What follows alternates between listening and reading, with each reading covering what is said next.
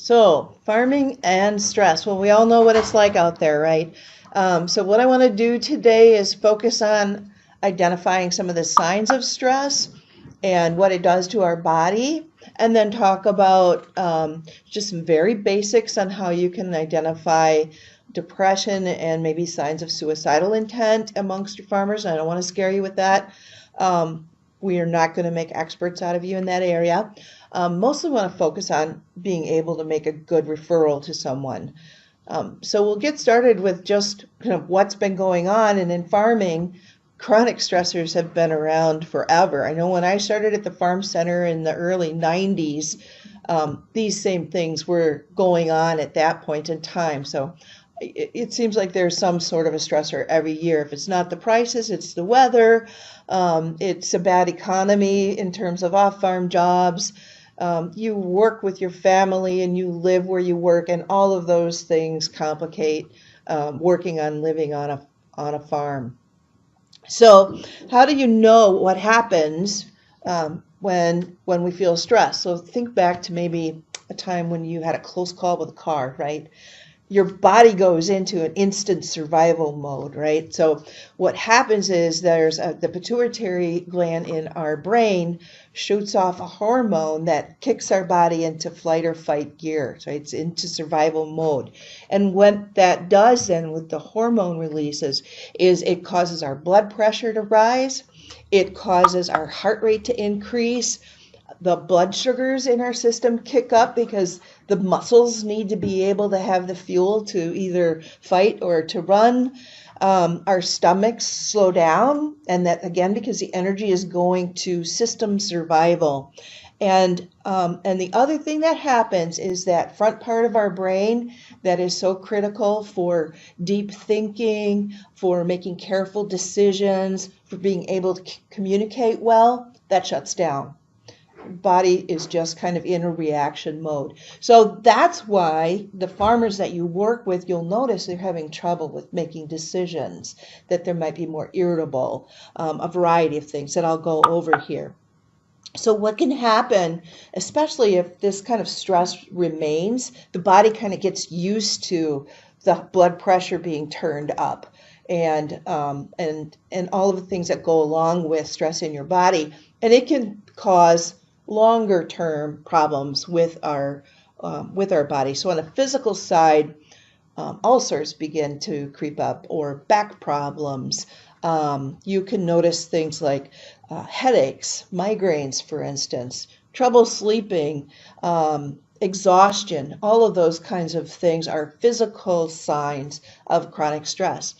And emotionally, you'll notice a sadness or depression among the people. There might be bitterness. We get some callers and they're very bitter or angry.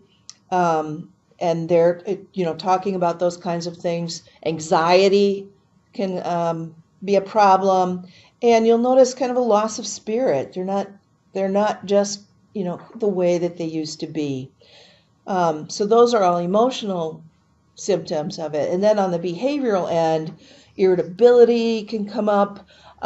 You might see a person acting out. You see that a lot with the children of families that are really stressed, where they get into trouble in school.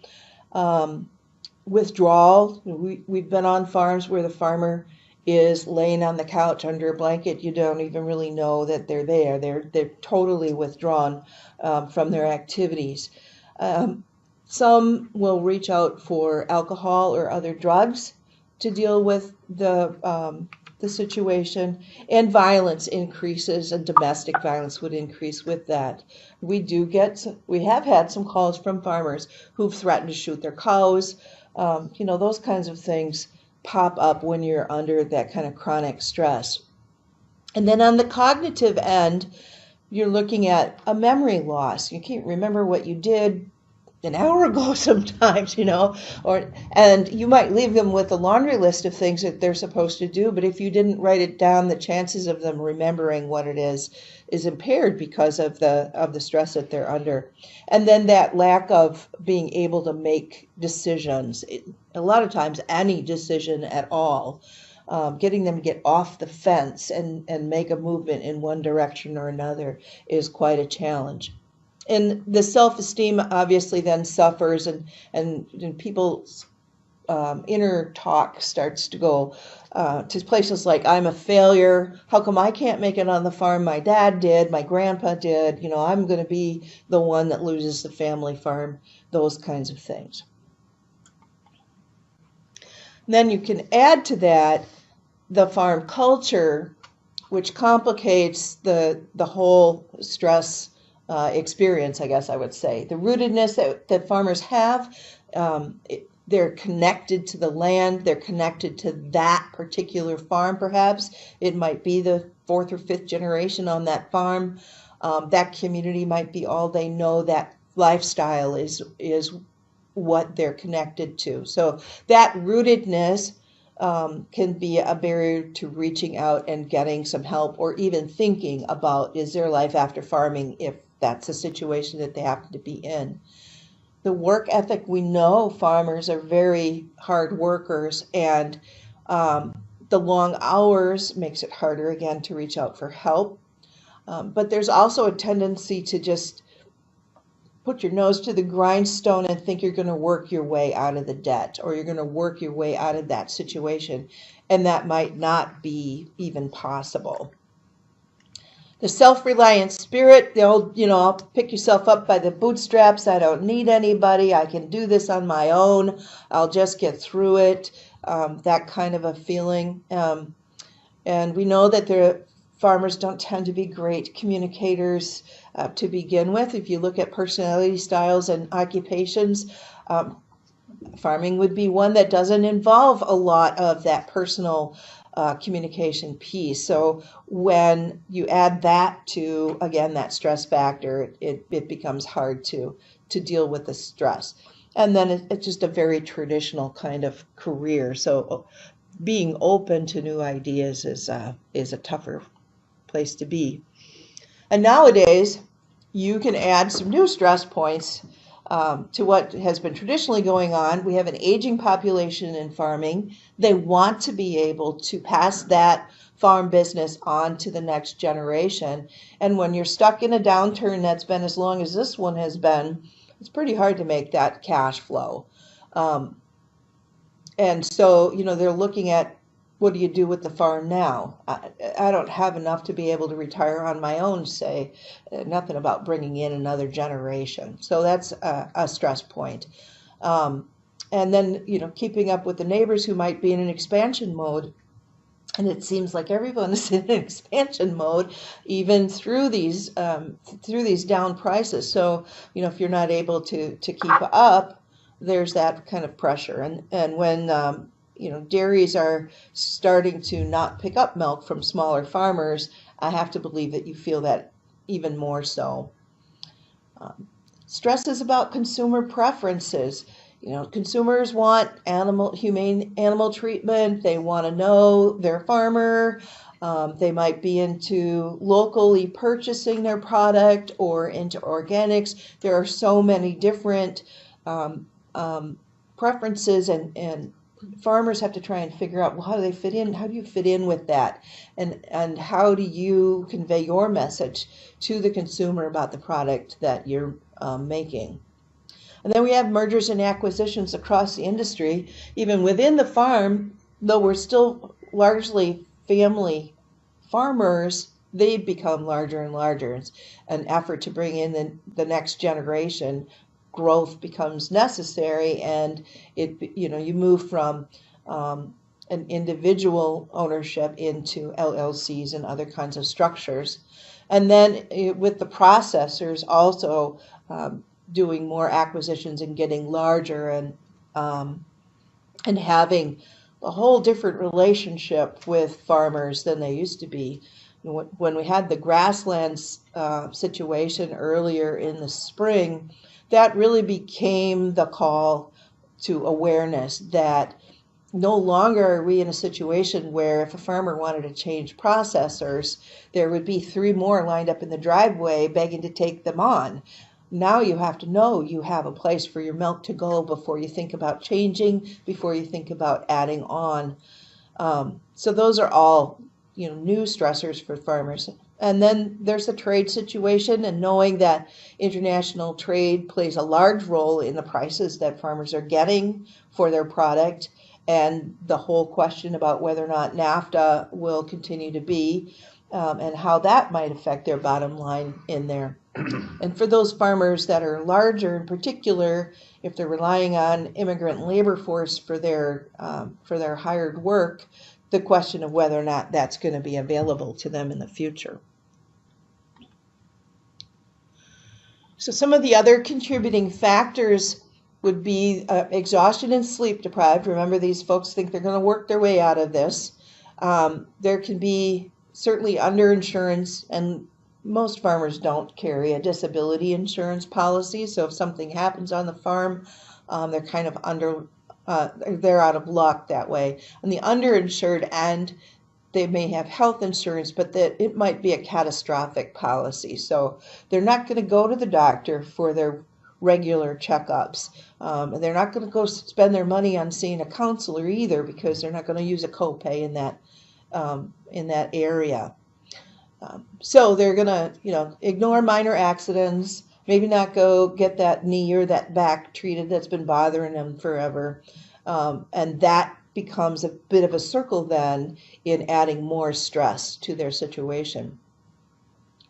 They're not big on seeking out counseling. There's still a real huge stigma issue going on, though I have to say it's a little better than it was when I started 25 years ago. And when they do see a counselor, they'll ask for a counselor that has a farm background. And that is pretty hard to find, because those counselors, like the rest of the population, are 4 or 5 generations removed from the farm. So it's pretty hard to find someone that has a farm background to do counseling. And then you add to that professional shortages out in the rural areas.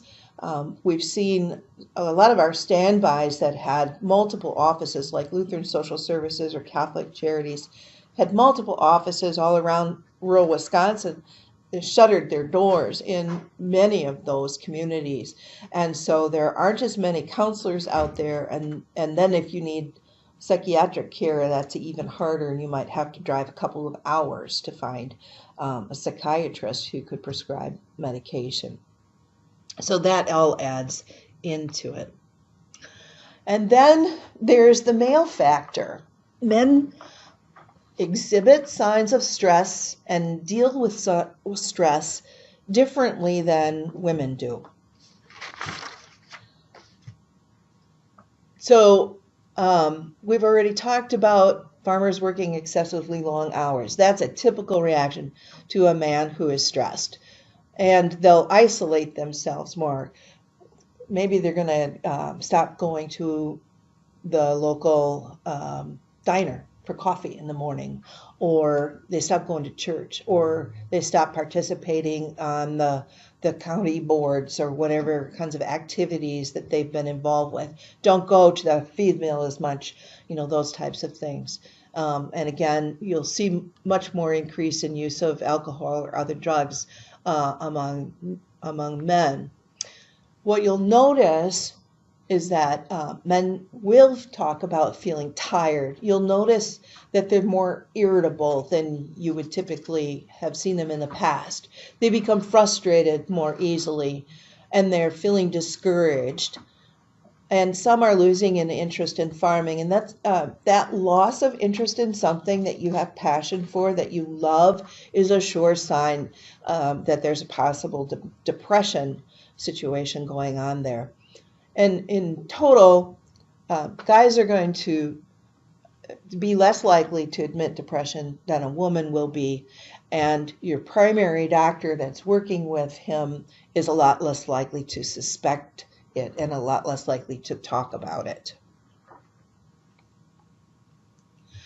So when you're out there on your farms and meeting with farmers in your office, how can you know that there might be a potential depression issue going on or a severe stress issue going on? And one of those is a change in routines. If they've gone to church every Sunday and suddenly stopped going, if they've been active in their local 4-H as a leader and give it up, If they always went down on Friday mornings for a cup of coffee or out for fish fry with the family, and they stopped doing those things, those are all red flags. If you notice that they're sick more often or their family members are sick more often, that can be another sign. The way that the person keeps themselves, if they're suddenly disheveled looking where they used to be clean and kept, or the farmstead now is beginning to accumulate junk and trash, and the manure is not getting out like it used to, those kinds of things, that's another sign of stress. If the cattle are looking thin, if they're dirty, uncared for, again, another red flag that you need to be aware of. And we know that farm accidents increase when anyone is under stress for a long period of time. Accidents increase, car accidents, home accidents, whatever. So on the farm, you'll see an increase in those farm accidents as well. And then, as I mentioned before, the kids tend to show signs of stress. And they might stop participating in school events like sports or other kinds of things that they've typically been involved with. So I'll talk a little bit about recognizing and handling suicidal behaviors. You've likely seen some of the press recently about farm suicides, and it has been true for quite a long time that farmers and ranchers are twice as likely to commit suicide than any other group, including veterans. Veterans get a lot of attention, and rightly so. I think it's a real eye-opener for the general public to hear that farmers are double the risk of veterans for that. I posted the National Suicide Prevention Lifeline number on it here just so that you all could have that number handy if you needed it. We have that number on the Farm Center helpline so that if we're not in the office and someone should call us in a state like that, that they would have another number to call. So what are we asking you to do? We're not asking you to be experts. At the Farm Center, all of the staff are certified in mental health first aid. So we've been through a training that is a national training, and it goes through a variety of mental health issues, and suicide is one of those. This is the process that they use. It's called ALGE to assess a suicide. And I'm not going to go through every one of these. I'm going to focus on two, and I'm going to say a little bit about assessing the risk of suicide or harm. There are some key things that you can watch out for. But what I really want you to take home as a message on this is talking about suicide or thoughts of suicide with someone will not make them do it. So that's a myth out there that's largely held, and you don't need to worry about that. Talking about it can be really helpful. And that gets on into L, listen non-judgmentally. So if you're having a conversation with a farmer and you've noticed all those signs of stress that we've gone over or signs of depression, one of the best things that you can do is simply to listen. Honor the story. Let them tell the story, because in sharing the story, it helps to reduce some of the stress, and it immediately reduces some of the isolation. And you can feel less alone if you're in that situation and you're able to talk about those things. So if that's the thing that you can do, and you don't need a lot of training in that, right, that can be extremely helpful. One of the easiest ways to do that when a farmer is talking with you is to get them to keep talking, and you can use a variety of open-ended questions to get that job done. And we'll cover that, I think, in a little bit yet. Then I want to talk a little bit about E, encourage appropriate professional help, because that's the other thing we can all do. If you're feeling like this individual is needing help that goes beyond your typical interaction with them, you can encourage them to make a call.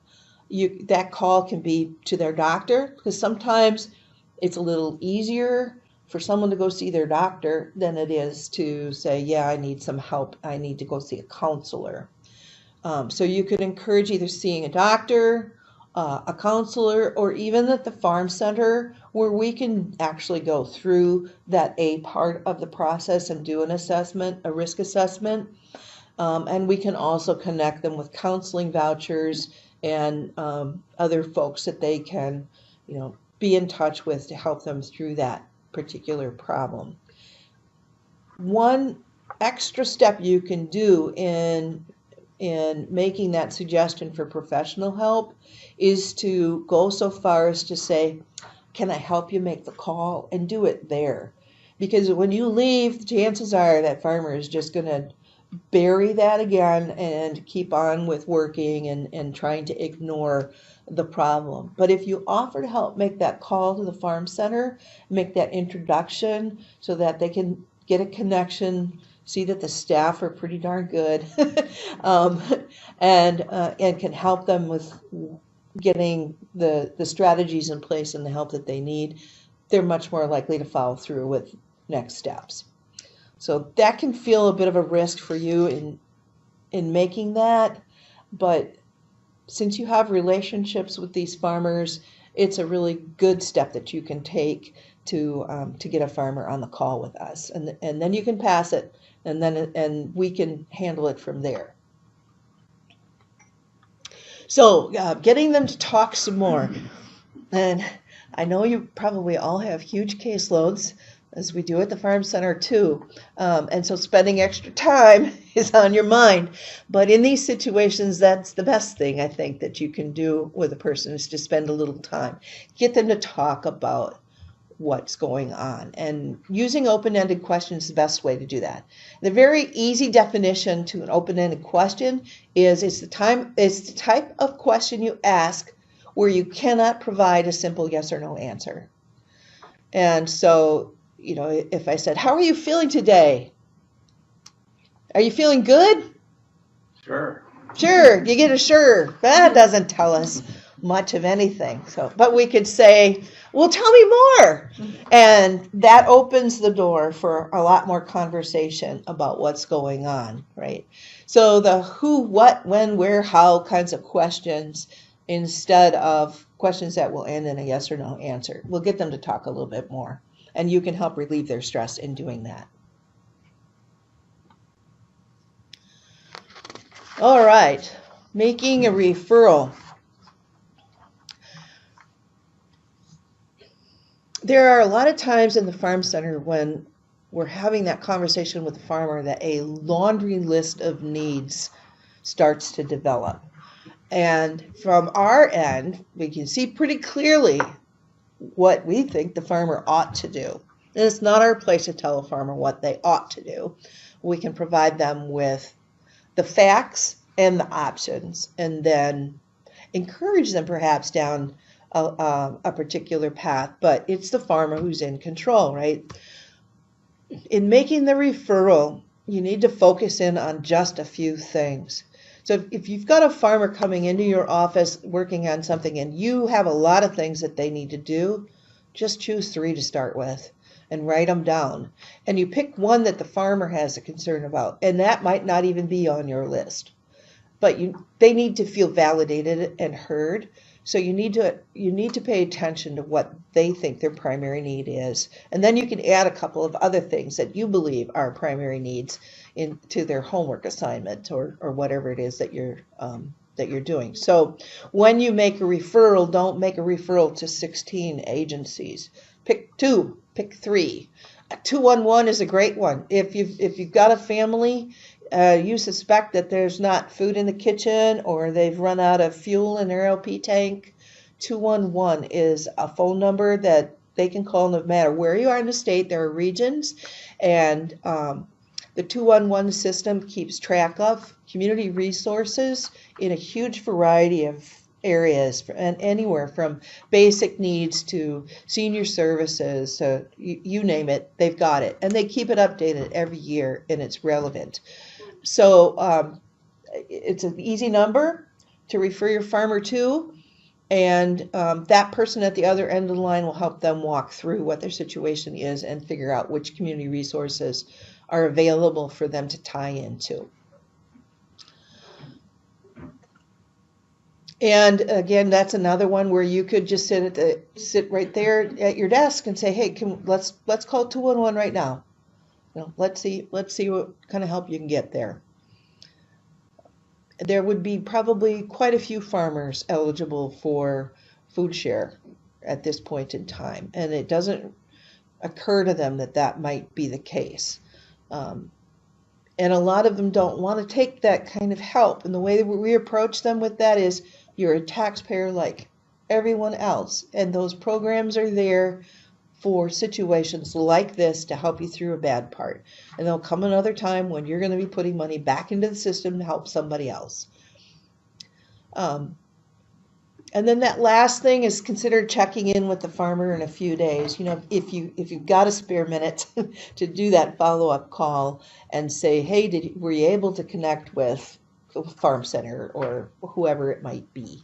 Those would be good ways to help make that referral. All right, now we're going to shift in. Do you want to do questions now, or do you want to do questions later? Should we open for question? I'll unmute the line. Okay, we have the line muted, so. To request a specialist to place all participants are now in interactive talk mode. Okay, so we unmuted the lines. Does anybody have any questions for Kathy for this portion of the presentation? Yes, so the question is, sometimes staff will ask about contacting a spouse or another family member if they're concerned about the farmer, and would we recommend doing that? We do that in the office too, especially if we think things are pretty serious, because we want to know who's around, who's part of that support that the farmer has. And if the farmer is particularly stressed, you can get better information sometimes from another person. Of course, we'll want to ask if the person's permission to do that. You know, do you mind if we talk to your wife, or do you mind if we talk to your elder son, or whatever?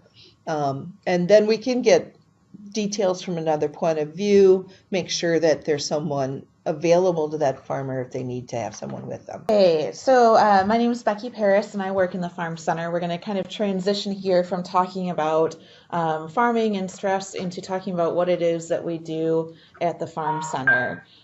So here we go. So I know a lot of you have some familiarity with the Farm Center, but it seems an apt time to just kind of recover what it is that we have to offer.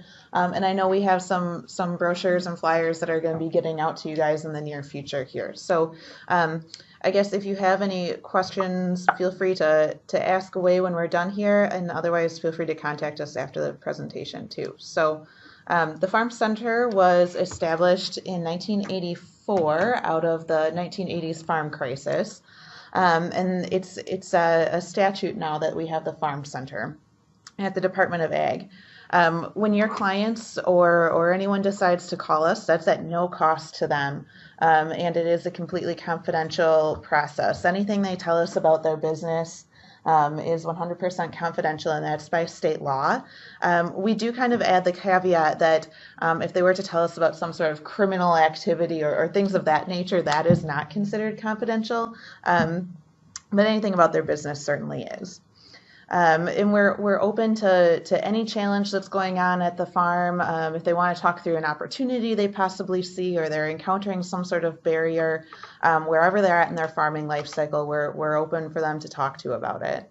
We usually receive somewhere around 2,000 calls a year on a variety of different things that we'll cover here. And we have a small but mighty staff, I say. And we're there. I think we've got our hours listed at the end, but we're there during the week. Okay, so we talked about kind of this state law mandate, and I think one of the greatest things about it is that it's not specific just to dairy, or it's specific just to cash crops. So if you have a goat farmer, or sheep or beef or anything else, we're able to help all kinds of farmers. Our team works really well together. We're always kind of talking over the cube. Hey, have you ever encountered this? I'm hearing this. So it's a great environment for sharing and learning from each other and providing a broad knowledge base to our clients. And of course, we also work with many other government and non-government organizations. FSA is one of the groups that we work very closely with. So we appreciate that partnership with you guys very much. And then our greatest skill or the thing that makes the Farm Center so effective, I think, is that we can be entirely objective. You know, we don't have any skin in the game on their operation. So we can look at it from this very high level lens and be able to say, here's what we see going on. Here's maybe why you're hearing what you're hearing from your lender. Here's maybe why you're hearing what you're hearing from your processor. Let's work on ways to move through this. All right, so here's the long listing of all the things that we do in the Farm Center, and it's a long list, and we'll go through each of them a little bit more specifically here. Probably, I would say 30% of our calls are transition planning. And with that, we mean any kind of transition, whether it's transitioning the farm from one generation to another, or transitioning the farm from a dairy operation to a beef operation, or diversifying. But we do quite a bit of transferring between generations. And so what I would say is that we don't do the actual transition process. Our main goal is to talk with a client, hear their story, hear what they've got going on, and then sit down at their kitchen table and talk through all of their options with them, and really get them set up so that if they're going to go ahead and make that transition and they're going to need some sort of other professional service, additional accounting services, additional legal assistance in setting up a farm transfer or estate plan, they're ready to go into those offices and say, you know, this is what I want, this is how I want it to work, and this is what it should look like. So we're decreasing the amount of time and hopefully the amount of money that they're spending on those professional services by having a well thought through plan. When someone comes to us for transition planning, one of the first things we do is say, you know, what we'd like to do is work with your lender or take a look at your last couple of years taxes, take a look at your balance sheet, see what you've got going on for cash flow. Especially right now, it's not uncommon for us to get calls from people who say they want transition assistance, and it turns out to be kind of a financial viability case that we're working through. And that could be for a multitude of reasons, but that's the main reason we started the financial is just to make sure that we're passing on a viable operation. You know, we don't want to pass something on to another generation that's not going to work, and that's going to be harmful for both parties. We do talk quite a bit with people about creating an operating agreement, how to make this operation function before the transition, during the transition, and after the transition. We get a little bit into what the tax implications are just from a very high level view. And then we do talk quite a bit about estate planning. Currently, we do quite a bit of talking about trusts as options for people, and how Medicaid plays into people's retirement plans. And then probably another 35% of what we do is the financial analysis and planning for people. And this happens for a variety of reasons, whether they've come to a juncture in the road where they're carrying more debt than they want to. They're concerned about whether or not they're going to get their spring operating loan. They're looking at diversifying the business, adding in some more family members, lots of different reasons that we do this. So again, this is us taking a look at what they've got going on their balance sheet, what their earnings statements look like, and that's where their lender plays a huge role in working with us on that. So it's great to have a good team approach where we can talk with you guys or whoever their lender is about what you guys are seeing going on the farm. You have a longer history with the people generally than we do, so it's a great opportunity for us to get to know a little bit more about what might be going on behind the scenes. We talk to them if they have the need about debt restructuring and the pros and cons of that for their particular situation. And if they're in a place where what their best option is filing bankruptcy and they've made that decision, we kind of talk them through that process and keep calling and checking in and making sure things are happening the way they should be happening and keeping everyone moving along. And then this cash flow piece, we do that for about everyone, but it's not just for people who are facing hard times. It's also people who want to expand and want to make sure that they're going to be successful doing so. And then we have some people on staff who specialize in certain areas. Down in the little bottom corner here, that's one of my colleagues, Angie Sullivan, and she is our grazing, organics, and specialty crop specialist. So she does everything that we've talked about already, but she also works with everyone who is interested in one of these kind of specialty categories. So if you have producers who are interested in making the transition from conventional to organic, whether that's in dairy or in some sort of crop or vegetable, she's the person that you would want to talk to about that. We also have, we work with you guys on the organic cost share application, so she's your contact at DATCP about that. And then as people want to think about adding different specialty crops, maybe they want to do a small CSA, maybe they want to do a roadside stand, maybe they want to do something more large-scale production in the specialty crop arena, Angie is the one you talk to there. And same thing goes for grazing and organics. We also offer mediation at the Department of Ag. I know many of you are probably very well aware of this. So our mediation program works for any dispute involving a farmer. So that could be with you guys here on the FSA end, but we also do quite a bit of mediation between family members if there's some sort of dispute going on between family farm members. So that might be applicable to you guys if you're seeing people trying to transition and maybe it's just not working quite as smoothly as you'd hope it would be. That might be an option. We also kind of see some disputes between neighbors, often regarding fence law. So there's no cost for the mediation, and we have a great pool of experienced and trained volunteer mediators that work through that process with us. Kathy talked about this quite a bit, but I'll just retouch on how the program works. So we do offer counseling vouchers, and how that works is if you have a client who you think would benefit from counseling or who has asked about it, but maybe doesn't know where to start or know where to go, we can certainly provide some referrals or some suggestions in their specific area and get them connected. But we also have these vouchers that provide counseling at no cost to farmers. So when they call, we'll kind of assess how they're doing and send them somewhere between 3 to 5 counseling vouchers to get them going and see how things work for them. So they can use those just about anywhere across the state. They don't have to go in their backyard, so to speak, if they don't want to provide a little more anonymity. And it's just a nice way to get them in the door and get them talking to someone professionally. We also have a minority, veteran, and women farmers service at the Department of Ag. So this provides resources and educational workshops on a variety of things. A lot of focus on financial record keeping, working with beginning farmers, working on safe food handling, especially with people who aren't native English speakers, getting some training done in different languages, particularly in Hmong. Has been a big focus for us at DATCP. Same thing with the pest control and production methods, and then working on all different minority aspects on marketing products and labeling and food safety all across the board. Jeff Swenson, you see pictured here, he's our livestock and meat consultant. So he'll work with anyone who's raising livestock on their farm and having some sort of dilemma or come to a roadblock or wants to expand or wants to contract.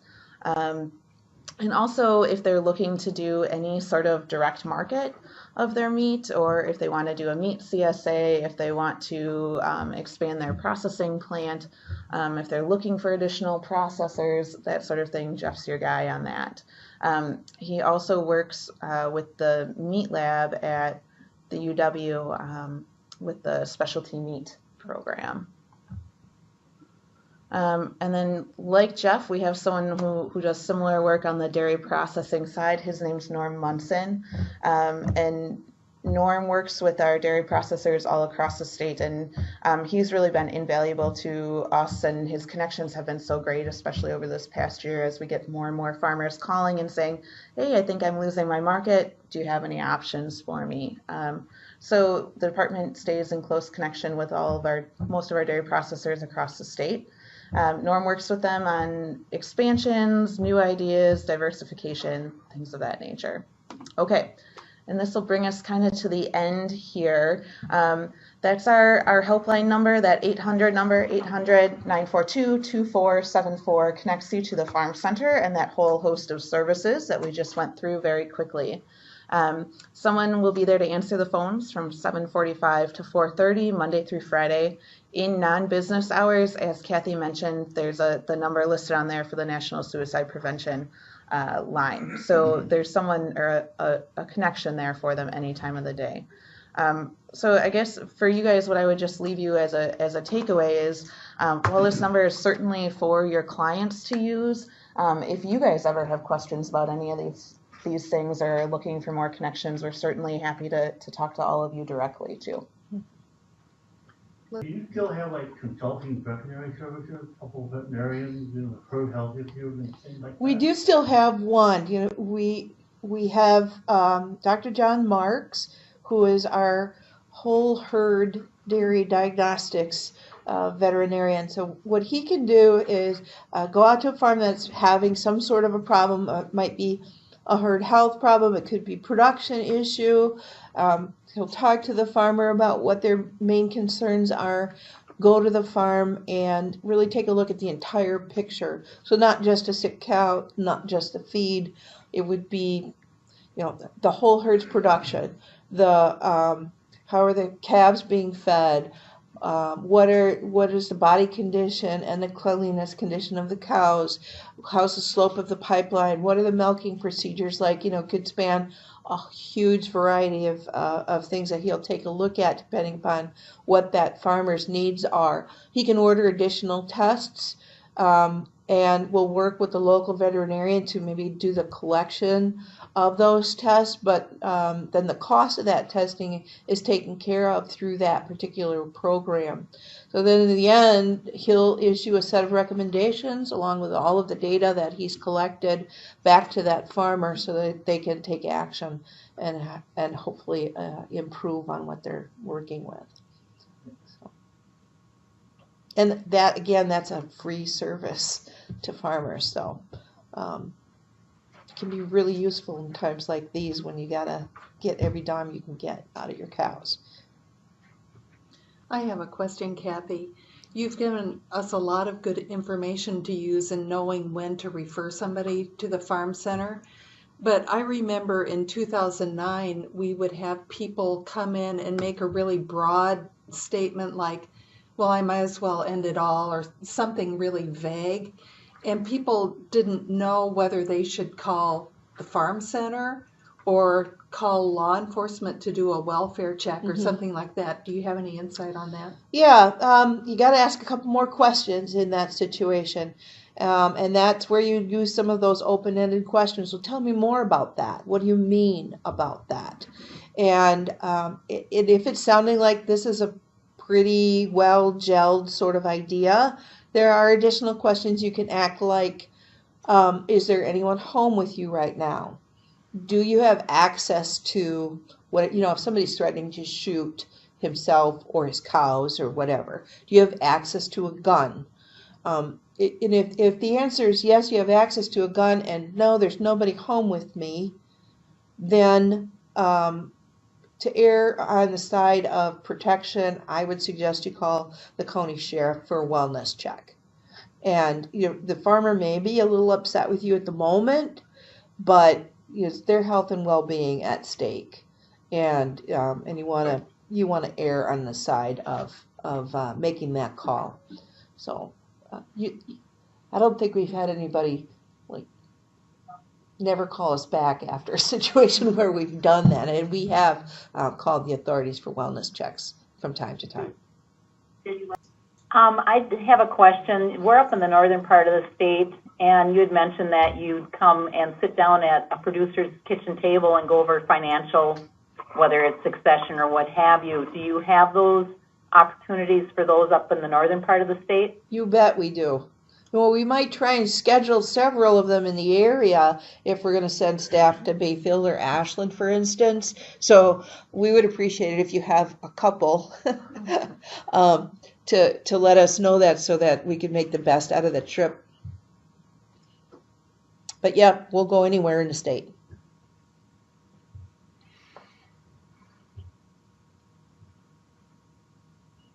Any other questions? Are there any PII implications with our conversations with the farm center? So PII means personally identifiable information. So concerns with sharing data between. We get permission from the farmer to talk to you all, so that covers that, and then our information is confidential. And that's been tested a time or two. But we've always been able to keep that information confidential.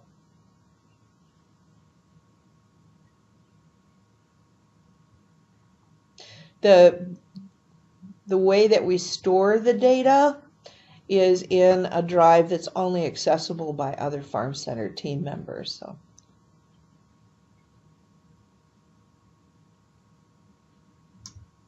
Any other questions? Kathy, we've kind of talked to some of our people in the field that if you have to deliver that message to the customer that's not going to be favorable, it might turn into a volatile situation that maybe they should then, go in pairs or something to a farm. What do you do when, if you're sitting at the table with that person and all of a sudden they're starting to get angry and you're wondering about what kind of reaction they're going to have? Well, we have a couple of safety measures we use with our staff when they're out and about because they're frequently alone when they're going to some farms.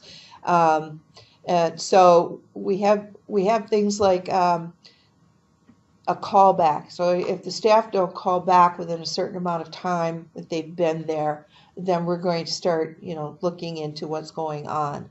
We do a lot of coaching about how to situate yourself in the house, so you have an exit point. You got your car pointed out the drive if you need to make a quick exit. Those kinds of basic self-defense sort of things there.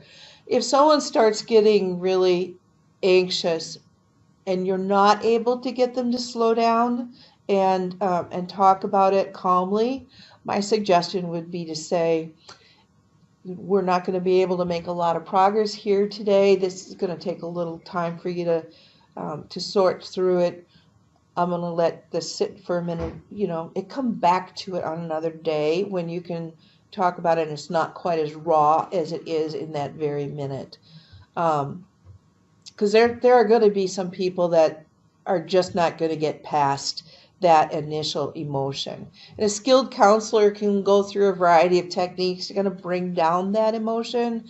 But in the situation that you're at, I think I would say, I'm happy to sit down with you again about this after a little time. Why don't you think about it for a while? Let's let the emotions calm down a little bit and let's revisit and then do it that way. Well, Kathy and Becky, thank you very much for driving over here this morning. And this has been really, really helpful information. I think just the kind of information we were all looking for. So thanks again. Glad to help. Thank you so much.